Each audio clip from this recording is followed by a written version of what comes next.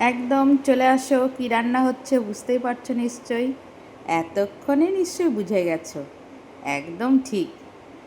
একটু হলেও আন্দাজ করতে পারছো নিশ্চয়ই তোমরা। একদম ঠিক, আজকে কিন্তু চিকেন রান্না হচ্ছে। এবার চিকেনের জন্য এই যে একটু আদা আর রসুন একটু এখানে এটা দিয়ে থেতে নিচ্ছি, তাহলে বেশ ভালো লাগে।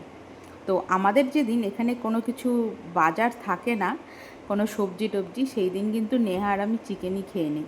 আজকে রাত্রেবেলা কিছুই ছিল না, সেই জন্য নেহা বলল যে মাম্পিদি চলো আজকে কিন্তু আমরা চিকেন খেয়ে নিই। তো ঠিক আছে চলো, তো ও নিয়ে আসলো, আমি তো এই যে রেডি করছি।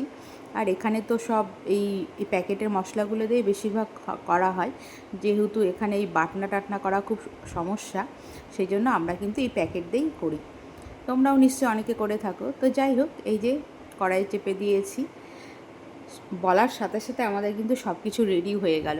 আমাদের 5-10 মিনিটের মধ্যে ডিসিশন হলো যে আজকে রাত্রে চিকেন হবে। যেহেতু ওরও কিছু রান্না ছিল না, আমারও কিছু ছিল না, সেই জন্য আমরা কিন্তু চিকেন রান্না করে নিলাম। দেখো তো কেমন হয়েছে কালারটা। ছবিতে ভালোই লাগছে, সামনাসামনি কিন্তু ভালোই হয়েছে, জানি না তোমাদের কেমন লাগবে।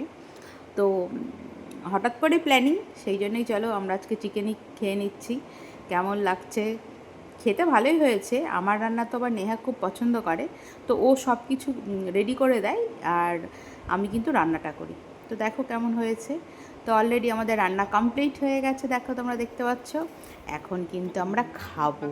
খিদেতে কিন্তু পেটে একদম পুরো চুহা দৌড়াচ্ছে, তোমরা নিশ্চয়ই বুঝতে পারছো। তার মধ্যে চিকেন, চিকেন কষাতে ভাত খাওয়া চলছে।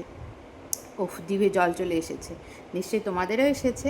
এই যে দেখো, আমাদের কিন্তু এবার কিন্তু খাওয়া স্টার্ট হয়ে যাবে। আর কিন্তু আমি ভিডিওটা করতে পারবো না বেশিক্ষণ। দেখো দেখি কেমন লাগলো। দেখেছো কেমন হয়েছে? অবশ্যই জানাবে। Bye bye.